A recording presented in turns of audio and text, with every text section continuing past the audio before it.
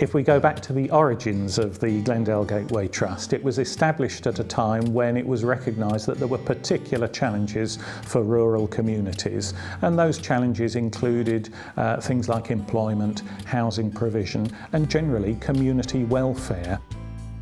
There was a cry for energy, I think, in the town. There was a cry for something to be done, but there wasn't an obvious body, there wasn't an obvious organisation that would move things forward. The Trust nourishes something that is largely lost. People are always talking about community, but for me it's the glue that holds people together. It's in Wooler, with us being a smallish community, you get a sense of belonging, and because of the nature of the Trust and how it facilitates so many community projects, from the food bank, social housing, it's involved with all that. It sort of does, we do have a feeling of togetherness. One of the main challenges we've had as an organisation is, early on, was sustaining ourselves. We had very good support from the local authority and the Regional Development Agency, as it was. And in 2009, we were really quite nervous about what the future held. That said, we had really taken on board what the locality were telling us, that we needed to develop assets and an income stream, and we worked very closely to do that. So in 2009, we had a large portion of our income was coming from our assets, and we knew we just needed to increase that. The Glendale community is really strong, and that's really apparent in the lots of things that happen throughout the year, such as the Glendale Festival, the Glendale Agricultural Society show. There's a lot really happens here, and it's a positive space to live in. The Cheviot Centre works really well for us. We see it as a hub, so that's a bringing together of several services. We've got Newcastle Building Society, the library, the tourist information. Wooler Police Station are based here now as well. And we have several people who rent offices from us as well.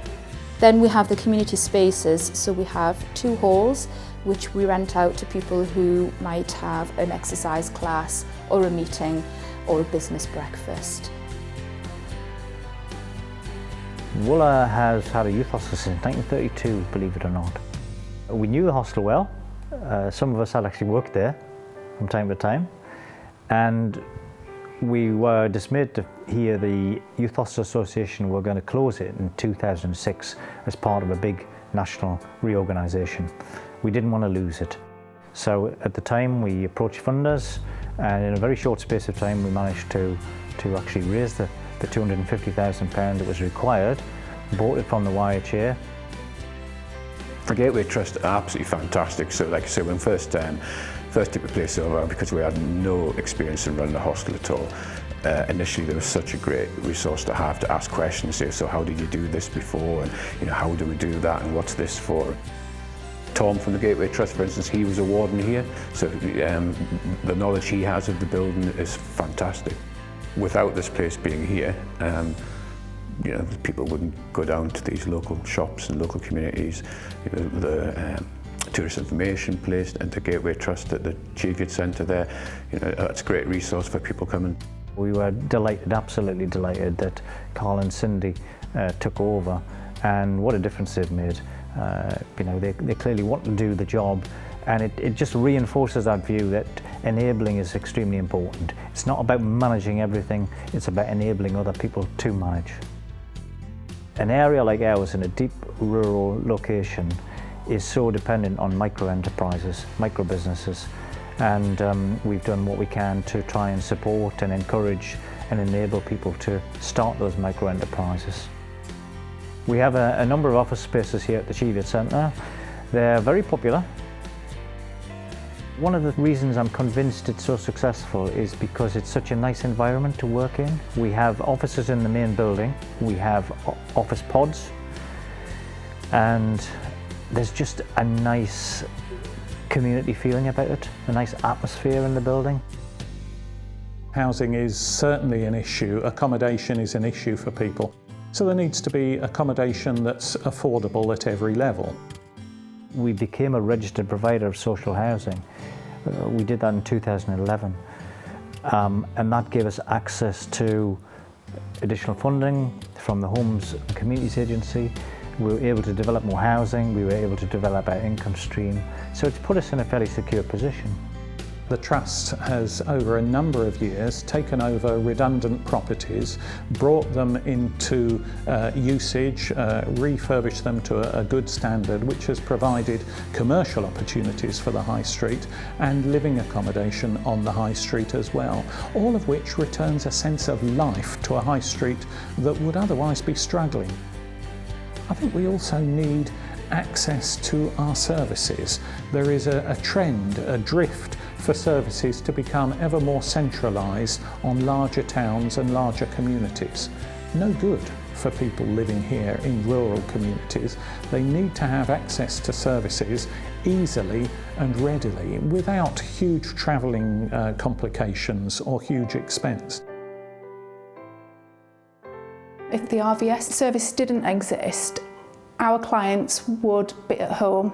They wouldn't have the place of safety to come to that they like and share with friends and like-minded people. We have a wide age range from 60 through to 90. They do love it so much that every time there's been a change, they worry that the RVS is not going to be still here for them. So yeah, it's heartwarming, it really is.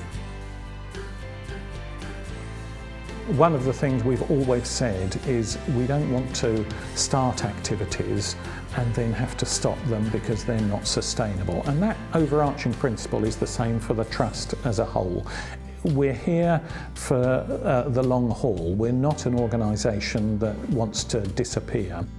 I think people expect voluntary community sector organisations to be delivering services and doing everything for nothing. And you can't, you simply can't. So we've tried to find that right balance in developing projects which fulfill a social need, but at the same time bring us in an income. So the community-led housing, the business units, the Achieve Centre, that's been our biggest challenge. For me, the power of community means knowing that you're part of the community. If we ever have any problems or we have questions, that we can quite easily go to other partners in the community, our friends, and ask, and we know there's going to be help there.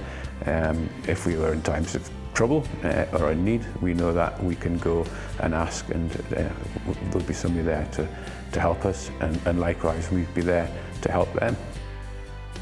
We work with each other, we work with the Glendale Trust. If we've got challenges as well, they usually know somebody that may be able to support us or signpost us as well. So the big thing about community for us is the fact that you've got the well-being, connections and the spiritual guidance as well. It's lovely, it is.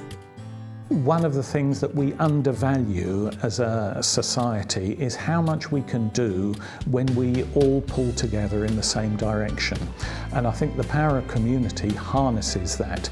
If we can work together to find a joint vision, a joint desire, a joint direction for our community, then the things that can be achieved are almost boundless.